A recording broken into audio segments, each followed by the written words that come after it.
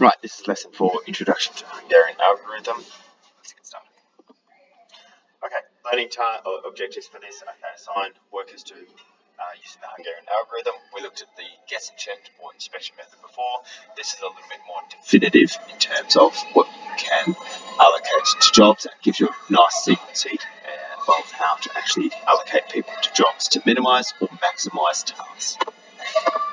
Okay.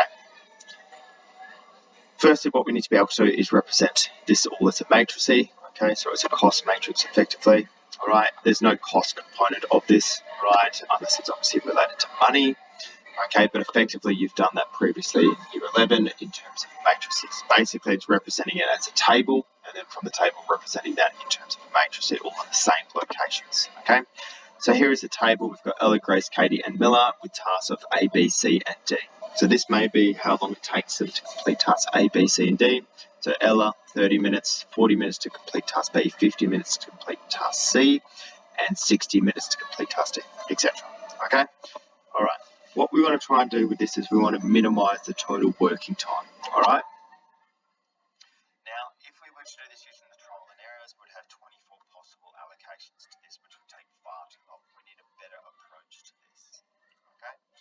So basically what we're going to use is this Hungarian algorithm, okay, and it's a way to allocate people to certain tasks. It works every time, and all it is following a series of steps. Okay, get practice with that, and you'll have no issues at all. Alright, so let's give this a go.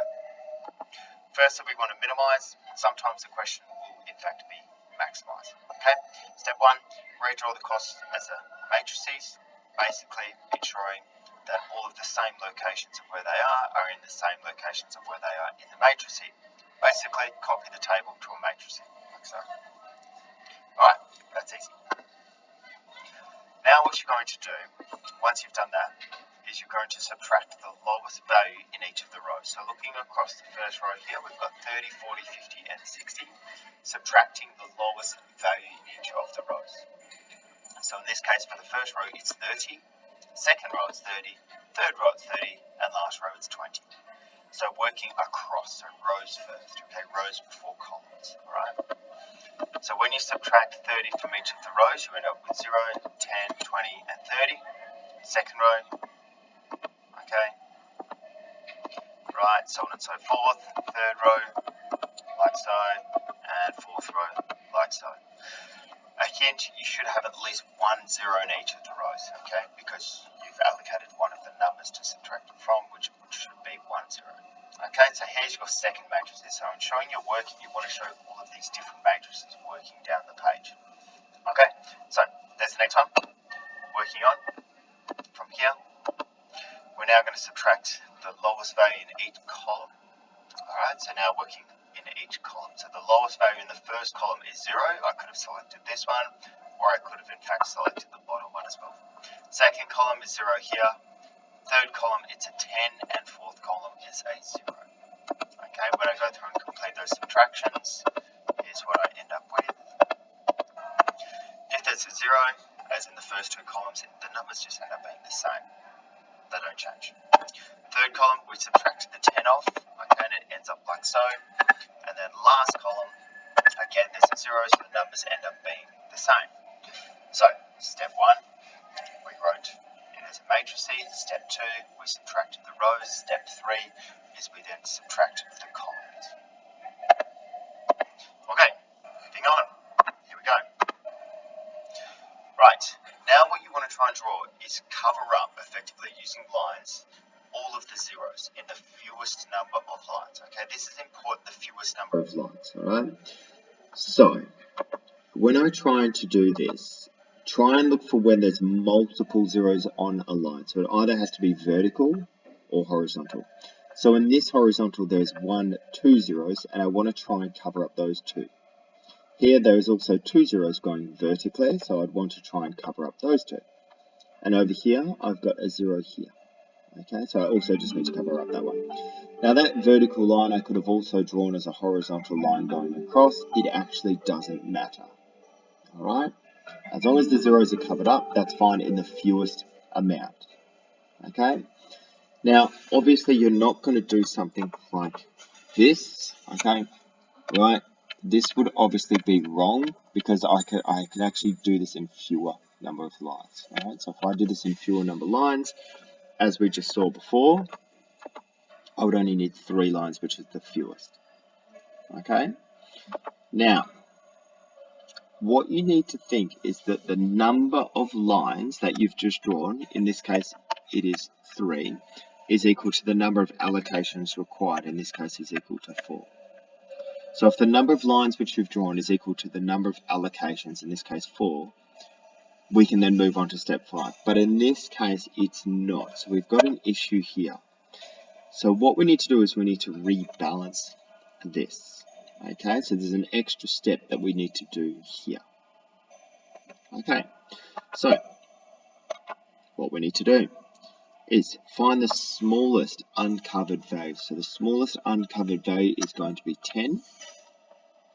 Alright, that is the smallest uncovered value. Now the values covered by one line don't change. So as an example, all of those ones there do not change at all. Okay. The second thing is that the smallest uncovered value is 10, as we just indicated before. Subtract all of the uncovered values as we were to do before. So every single uncovered one, which is going to be the 10, this 10, the 20, the 20, the 60, and the 20, what you're going to do is you're going to subtract all of the uncovered values from the smallest, which was obviously 10. So minusing 10 from 10 is 0, 0. So these two zeros at the top subtracted 10. 20 and 20 become 10 and 10. 60 and 20 become 15 and 10. Like so. Now, the last thing is one line on it stays the same. No lines on it, you subtract. And anything which is covered with 2 lines, in other words, the 40 and this 40, which is covered by 2 lines, what you're going to do is you're going to add that on to those 2. Okay, so you're going to add that smallest value, which was to plus 10. So for here, it'll be plus 10. To here, to that 50 is it will be plus 10 as well. Alright, now once you've done that, is that you go back and you repeat step 4, which was to try and cover all of the zeros once again. So looking for where there's lots of zeros, okay, in the least number of lines. Across the top there is 3, so it would be a good idea to try and cross all of those ones off. Continuing on, there's 2 in that row. Continuing on, we've covered up that 0 on the bottom left, and lastly over there. So we have used 4 lines now. Now what we can do, that is equal to the number of allocations required. So 4 lines, 4 allocations required. Now we can move on to step 5. If it doesn't work, you just keep repeating that step 4a until it does. You may need to do it twice, possibly. I wouldn't expect it to be more than twice. Okay. Now, choose a set of zeros such that each row and column only has 1 0 selected. Okay, so you need to be quite clever about this. And we can only see that there's only 1 0 in the 3rd row. So what we're going to do is we're going to select that one. There's also 1 0 in the last column, so that makes it very easy for us to be able to select that one as well. Okay, now as you're working through the other ones, what you want to be able to do is, again, be clever, and we can see that there is in fact only 1 0 in the 4th row, so we have to select that one. Right, now since there's that in that one there, is that the other 2, right, or in that first row we can't select that. Right, and we've got these 2 remaining zeros like so. Okay, there and there. Now, since there is in fact the other 2, there's actually 2 possible allocations in this case. So based off this, is we could have also selected these ones as well. So effectively what we're trying to do is select 1 0 in every row and every column. Alright, so in other words, you will never have something lining up like so. They're all in individual rows, and they're all in individual columns. Okay?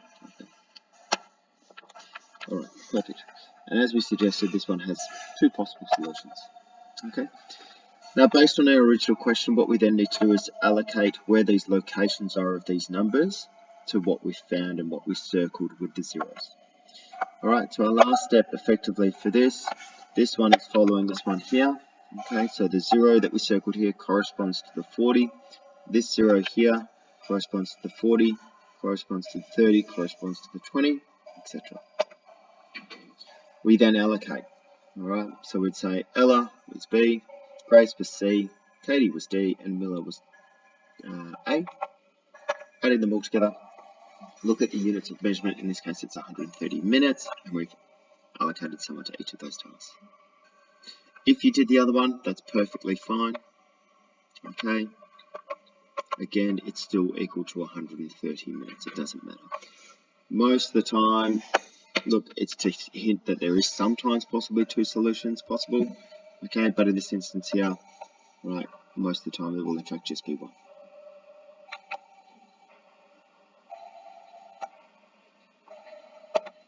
Okay, here is a summary. Step 1, subtract each row from the lowest value. Step 2, subtract each column from every value. Step 3, try and cover all the zeros with the minimum number of lines. Hint, use the doubles or triples first if they are there. Step 4, if the number of lines, or part of step 3, sorry, equals to the allocations, go to step 5. Otherwise, you need to repeat step 4. Find the smallest uncovered value, subtract it from all uncovered values, and add it to all the covered values by 2 lines. Okay, as we did before. If that doesn't work, alright, go back, repeat. Alright, again, look at the number of lines and look at the number of allocations. If that works, go to step 5. Otherwise, go back to step 4. Choose a set of zeros that is working 1 in each row and 1 in each column. Okay, and then make the allocations, and that will in fact be the minimum cost or allocations for the task. Right, here is another allocations here. 4 jobs need to be completed by 4 workers. Okay. Now we want to minimize the total costs. Okay. Right, so effectively create it as a matrix here like so. From here, subtract each of the rows, as we said, so 7, 25, 7, and 20. As you work through this, subtracting each of the rows, like so. Okay, it's nice because the numbers start to get quite small, which is good. Once you've done the rows, now work in the columns. 8, 0, 0, 0. Once again, when you look at that, what is happening is anything with a 0 in its column, that column will remain the same, which is nice and easy. Once you've done that, use your lines, look for double up. So we've got a double up in the second column, but also in the third row as well.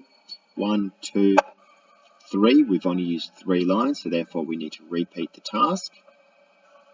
Repeating the task is that we look at the numbers. Okay. The smallest number of all of the uncovered ones is going to be the number 5. Okay. All of the numbers which are covered by a singular line, as done here, will remain the same. 5, as we suggested up the top here, is our smallest uncovered one. We subtract that from all of the other uncovered ones. And any of the double covered ones, i.e. the 25 and the 2, we're going to add that 5 on. Okay, repeat that process. Okay, looking at the lines, again identifying doubles in each of the rows or columns. There is a double, there is a double, single, single. Okay, we've drawn 4 lines and we've got 4 rows and columns. Now we can start allocating the tasks. Remember, look for where there's a single number in either a row or column. So in that one, the only 0 in that column is that 0 there. Okay, which means we cannot use that one over on the right, which means that we're going to have to use, we'll get to that one in a second. We've got the bottom one there. Okay, that's the only one in that row. This one here, okay, and finally, in the last row, we're going to use that one. Okay, once you've done that, allocate it back to all of the tasks in the same fashion or place as what they were with your matrix here. Go through, allocate who's doing what job, add up all of the values, and the minimum cost here is going to be $72. Okay, that is it. Good luck. Give it a go.